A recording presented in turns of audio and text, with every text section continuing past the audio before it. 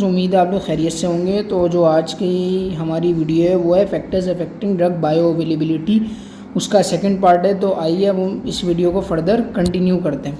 तो सबसे पहले जो हमारे पास दूसरा फैक्टर है वो हमारे पास है पार्टिकल साइज़ का।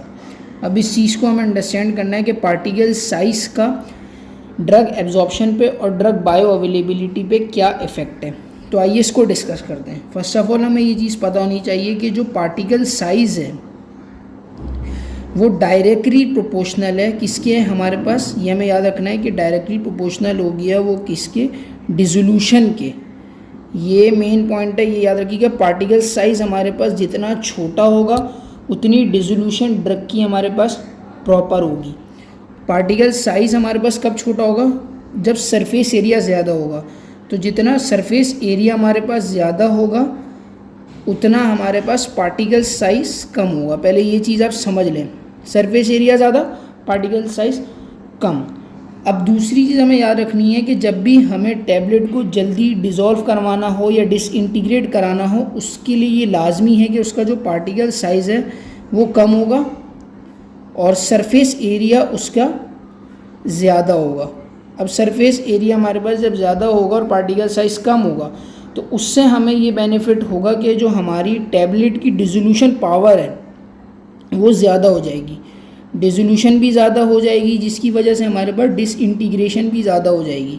डिसोल्यूशन ज़्यादा, डिसइंटीग्रेशन ज़्यादा, तो उससे हमें ये बेनिफिट होगा कि डिसोल्यूशन ज़्यादा हो जाएगी, डिसइंटीग्रेशन ज़्यादा हो जाएगी, तो जिसकी वजह से हमारी ड्रग की एब्जॉर्प्शन बढ़ जाएगी।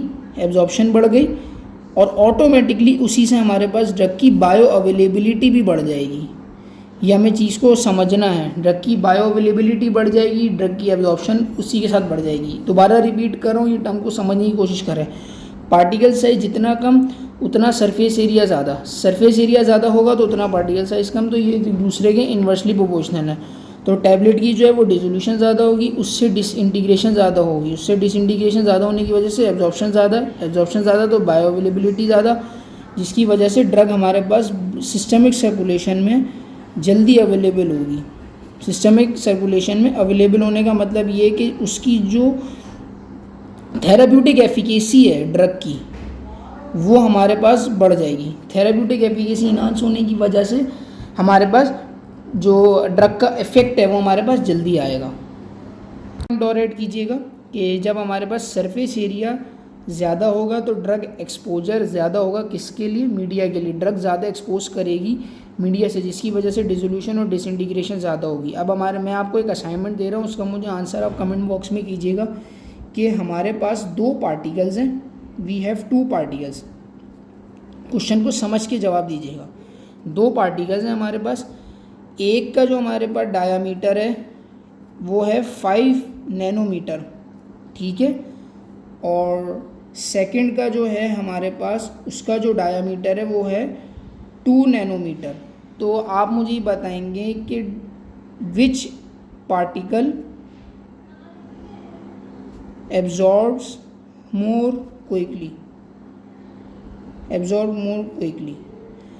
इसका मुझे जवाब चाहिए कि हमारे पास 2 पार्टिकल हैं, 5 नैनोमीटर का और सेकंड है 2 नैनोमीटर का। विच पार्टिकल एब्जॉर्ब क्विकली और which has greater surface area. ये मुझे आप कमेंट बॉक्स में इसका आंसर देंगे, ठीक है स्टूडेंट्स। और कोई क्वेरी हो तो आप मुझसे कमेंट बॉक्स में पूछ सकते हैं।